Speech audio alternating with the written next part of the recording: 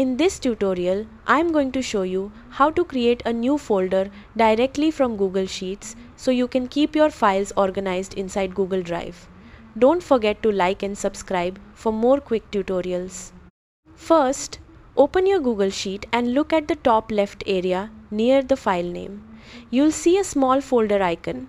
This is the Move button. Click on that icon and a window will pop up showing your Google Drive folders. This is where you can organize your file.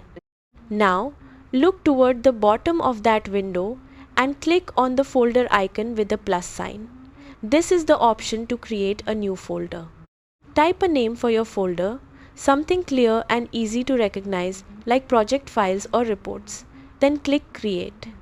Once your new folder appears, click on it to select it and then click Move here. Your Google Sheet will instantly be moved into that folder. And that's it. You've successfully created a folder and organized your file without even leaving Google Sheets.